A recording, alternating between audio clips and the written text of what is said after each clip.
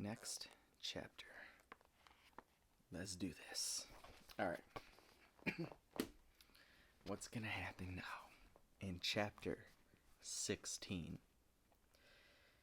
Nick and Jordan exchanged glances as the car sped down the street. Jason's attempts at getting Daisy to talk had gone unanswered. She was refusing to respond until he gave her her phone back. Both were so consumed with themselves, they completely ignored Nick and Jordan. At one point, Jordan attempted to break the tension by saying, "I think the pizza we had was really good." To which Nick replied, "Yeah," and everyone else remained silent. "Daisy, you need a plan," Jason pleaded. "You can't just go in and wing it. We need to talk about this." "My phone," said Daisy. "You're not in your right mind. You need to get your head straight." "My phone," Daisy repeated. Nick opened his mouth to speak, then stopped himself. He didn't know what he would or even what he should say. Jason would be upset if he told him to give Daisy her phone, and likewise, Daisy would be upset if he told her to let it go. If he was being honest, he thought they were both wrong. Jason had no right to take someone's phone, and Daisy was reacting purely on emotion. "We need to prepare for how you're going to confront Tom," Jason said. Daisy held out her hand. "Or you can give me my phone." "Daisy, please." In response, she held out her hand expectantly. Jordan leaned over and whispered to Nick, "Let's get out of here." Nick was struck with the brief image of them throwing open the door and making a dive. They would come rolling to a stop, only to stand up and brush off the dust. "We're almost home," Nick reassured her. "My house is right around the corner." "Oh," said Jordan, sitting a little straighter and looking around. "You're right." "I'll be with you the whole time," Jason went on in the front seat. "You won't have to be alone with him." Daisy turned her head away deliberately and stared out the window. Nick just wanted to be home, to be rid of them so he and Jordan could enjoy themselves. When they turned the corner towards his house, he felt a cold chill run through his body. Tom was there. His car in the driveway and him standing in the front yard. Jason went silent, as did Daisy. He pulled over. Tom waited. Daisy struggled with her seatbelt, her fidgeting hands fumbling. Finally, she got it off, then opened the door and jumped out. Her voice came muffled through the car as she said, "Tom!" "What the hell is he doing here?" Jason said before getting out. Nick and Jordan followed. "Daisy," said Tom, "what's going on here?" "I came to visit Nick," said Daisy. "Don't you think you've been visiting Nick a lot lately?" "He's my cousin." Jason leaned against his car. He pretended to be playing on his phone, but Nick could see his attention was on Tom. And why'd you shut your phone off?" Tom went on. Daisy put her arms tight at her side, looking as though she were cold in the warm weather. "The battery died," she said. Her words were so quiet they were hard to hear. "Right, and I suppose it has nothing to do with him?" said Tom, pointing at Jason. "I'm supposed to ignore all the messages I've been getting? My own mother called and asked what's going on." "It's a misunderstanding," Daisy said. Tom continued, "I suppose I should just ignore it when my wife goes whoring all over town, pretending I don't see it when people send me pictures, like I'm just going to let it happen and violate the sanctity of marriage? She doesn't love you, Jason cut in. Sorry, bro. She loves me. Nick shifted uncomfortably as Tom seemed to grow, his face going red. Let's go home, Daisy pleaded. We should all go, Jordan added.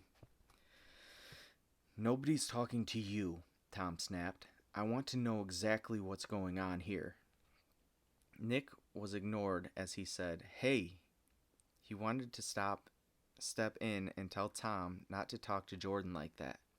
But one look at the man's face told him it wasn't time. I just told you what's going on, said Jason. We've been talking for over 5 years, and we've fallen in love. 5 years? Said Tom, his eyes going wide. You've been seeing him for that long behind my back? Daisy began, looking desperately between the two. No. Not seeing each other, Jason corrected. Talking online. Tom looked up to the sky and let out a hard chortle. What in the YouTube comments section? She does that with everyone. It's how she grows her channel. You're just a delusional subscriber who turned into a stalker. Jason scowled back at him. How you got within a mile of her without GPS tracking, said Tom, shaking his head. Daisy loves me. She's married to me. Just because some lying news reporter comes in and sows doubt into my wife, he glanced at Jordan, it doesn't give you the right to take advantage of that doubt like some kind of weed growing through the cracks in the sidewalk.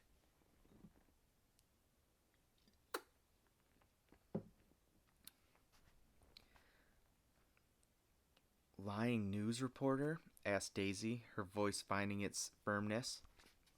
Was it lying last year when you were caught on camera leaving some fangirl's apartment? Were the marks on your neck lies too? Nick had never heard of this incident. It made him wonder how many times Tom had gone out and cheated. It's all right, Jason reassured her. You don't have to deal with that anymore. She's always going to have to deal with liars and scumbags, and you're the proof of that, said Tom. Jason took a step towards him, looking incredulous. I'm the liar. You're the one convincing a married woman to cheat, yes. Nick could only watch and wonder who would snap first. He wanted to separate them, to force everyone to take a breather. He knew it was impossible, however. They were too animated, and things had already escalated too far. I think you did just fine on your own, said Jason, leveraging your fame, then taking advantage of your followers and your wife. It's people like you that give the rest of us a bad name. Tom smirked and looked as though he pitied Jason. The rest of us? We're nothing alike. I've cultivated a loyal following over years of hard work and dedication. Your subscribers don't care about you. You're a shooting star, here today, gone tomorrow. The people are only watching you because they want to see you burn up and fall out of the sky. Jason's expression went tight, his emotions barely contained beneath the surface. Daisy's leaving you. Ridiculous, Tom shouted. I am, said Daisy, her voice seeming to boom in the space between them. Jordan grabbed and squeezed Nick's forearm. The tension was so high that Nick jumped. He wondered if she noticed. No, said Tom, his voice rising to match the blood flow in his face. Not for him. Not for some nobody. He's a TikTok star, Daisy. He's desperately grasping to his 15 minutes of fame. Do you really want to end up with the man people only love to hate? To be there when everything implodes? You don't know anything, said Jason. I know this isn't your first cheap run at becoming famous. Tom turned to Daisy and laughed. He used to have another little group with a man named Dan Cody. They were on Vine. Turning back To Jason, and shaking his head, he said, "How pathetic is that? You're the guy they only watch because they want to see you fail. Where's Dan Cody today anyway? The only difference between you and I was that you had followers," said Jason, "which means we're now the same, bro." "I'm not your bro," said Tom, getting right up in his face. "We're nothing alike. In fact, no one here is like you. We've earned our subscribers, and they're loyal to us. Yours are going to get bored soon, and they're going to leave you." He opened his palm and tapped on Jason's cheek. "Don't worry. I'm sure Dan Cody will let you stay in whatever hole he's hiding." Daisy moved away from them as Tom continued his speech. She went behind Nick, and he felt her grab him by the hand. He gave her a reassuring squeeze, though he doubted anything would bring her comfort at this moment. The veins in Jason's forehead were popping as he tried to fake an indifferent smile, but Nick could see that he was losing all composure. His fists were clenched, and he began shaking. Tom continued his tirade, pushing harder and harder. He laid out all of Jason's flaws, why his channel wasn't organic, and why he would be left alone in the end. When Jason finally snapped, it was the first time Nick had ever seen him lose his cool. In the middle of Tom's denigrating speech, Jason screamed, "Shut up!" Spit flew from his mouth as he dove forward. Tom was somehow caught unaware as the two hit chest to chest and tumbled backwards. Daisy let Nick's hand go and screeched as she covered her mouth. Jason landed on top with a fistful of Tom's shirt, his other hand raised behind him. Their faces were only inches apart as he continued to scream, "Shut up! Shut up! Shut up!" There was a wild, crazed look in his eyes, and Nick wondered at that moment if he knew if he would kill Tom. In turn, Tom shrank away. He looked fearful and tried to shield himself from the coming attack. Nick rushed over to try and pull Jason off, to prevent the trouble from going any further. Jason ignored him, keeping a steel grip on Tom. Only the sound of a slamming car door was able to break his trance. "Daisy," he called. Nick turned to see she had jumped into the driver's side of Jason's car. She was masked by the tinted window, but Nick could still see her weeping. Jason let go of Tom and rushed over. "Daisy, wait," he called, slamming his hands down on the hood when she tried to drive. For a moment, Nick thought she might run him over. Thankfully, she didn't, and Jason was able to shuffle to the passenger side and hop in. Seconds later, the car took off, tires squealing. "That man is a real psycho," said Tom as he lifted himself from the ground and brushed his clothes. "You need to disassociate with him before he brings you down too, Nick." Nick didn't know what to say. He felt stunned. The sound of Jason's car faded into the distance and didn't sound like it was slowing down. Nick flinched as Tom slapped his hand down on his shoulder. "She'll be back," said Tom, the confidence returning to his voice. "She always comes back to me." "Jason didn't mean for this," Nick whispered. Tom laughed. "Nonsense. The man's rotten to his core." Nick continued to look in the direction the car had taken, the car having long since disappeared. He could no longer hear the engine and wondered how far they would go. "Are you okay?" he heard Jordan ask. "Of course he's okay," Tom retorted. "The man's never been better. He just learned a thing or two about keeping bad company." "Nick," Jordan insisted.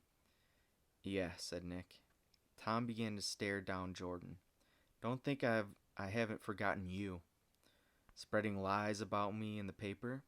I see now that when there's a real story, you stay silent. Typical fake news. Is that what you think? Said Jordan, rolling her eyes. It is, said Tom, and for the life of me, I'll never understand how someone like Nick could get wrapped up with all of you. Enough, Nick demanded. Tom's rambling made it almost impossible for him to think about the consequences of the confrontation. Had Daisy been scared off for good, or could Jason talk her back? Was Tom right? Was it just a fling, one Daisy had never had any intention of staying in?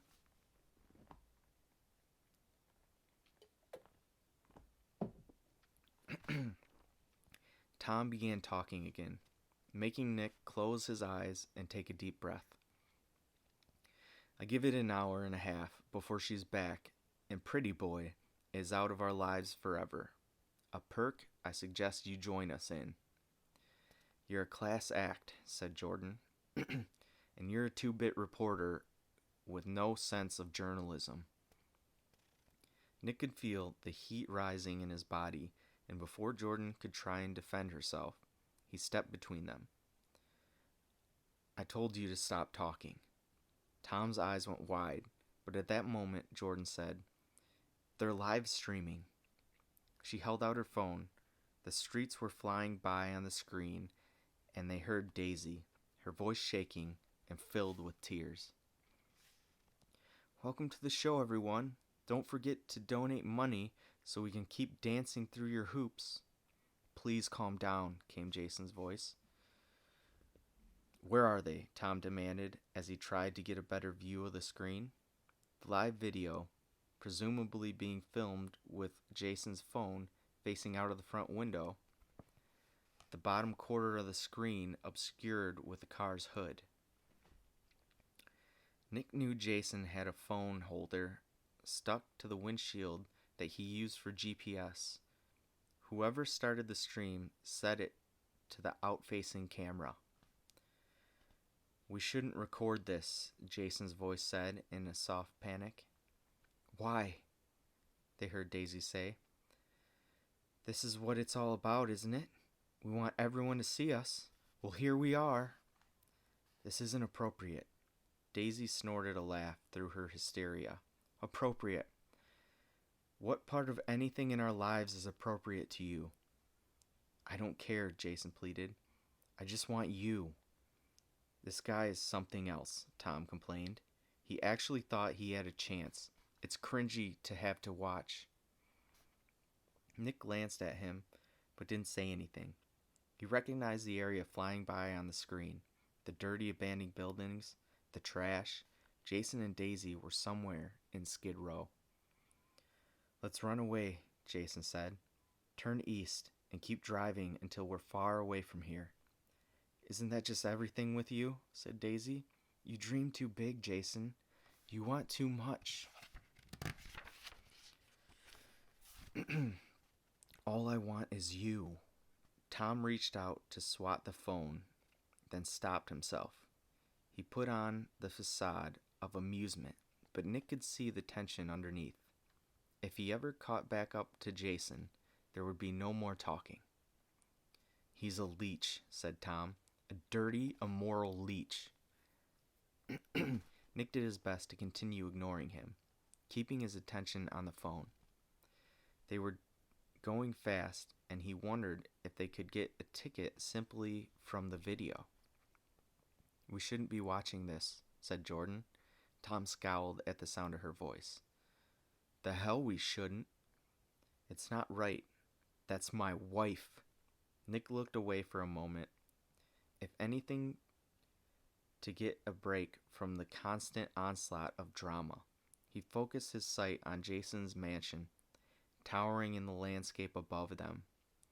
It was a testament to success, a place where only the highest in society could reach, and yet, somehow, he was reduced to groveling on a live stream video, begging for something that wasn't his to take.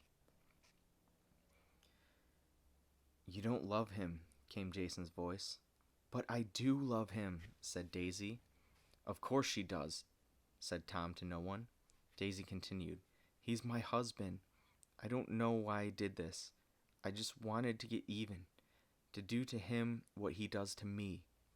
He's a dirtbag." Nick could hear Daisy take a deep, frustrating breath. "This is over." "Don't say that," Jason pleaded. "Please don't say that." "But it is," Daisy said. Jason sounded more desperate with every word. "No. No, it can't. I love you." "I don't love you," came Daisy's echoing reply. Jason made a sound. It wasn't a word, more that of a dying animal. The pain in that sound was real, was desperate.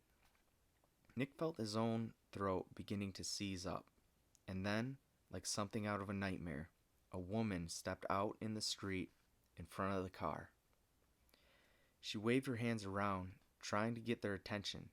A fan. Nick had only enough time to observe her yellow dress. The car hit her at full speed, her body colliding with the grill and then bouncing off the windshield in a bloody spiderweb crack. "What was that?" cried Daisy as the car came to a screeching halt. A moment later, the camera began to fumble, and then the live stream cut off. Nick stood there with the others, staring at the now blank screen and processing what they had just seen. "What?" asked Jordan. "What just happened?" "That lunatic just hit someone with his car," said Tom. Nick retorted, "Daisy was the one driving." "Nonsense," said Tom. "If he was a man, he would have pulled the car over and gotten in the driver's seat before he ever started that live stream." "Is that woman dead?" asked Jordan. "There's no doubt," said Tom. "Jason Cross just murdered that woman. If you ask me, I thought he seemed a little drunk when he was here." "He wasn't drunk," Nick complained, "and we have no idea if that woman's okay or not." Jordan grabbed his hand with both of hers. She looked frightened. "The whole world just saw that," she said. Don't flatter yourself," said Tom. "I doubt anyone cares enough about him to watch his live streams." "Let's hope the police see it, though. That's all I've got to say." Nick doubted that was all Tom had to say. He found the man's inability to shut up intolerable. "I don't know," Nick whispered. "Let's just hope everyone's okay." "Should we do something?" Jordan asked. Nick thought for a moment.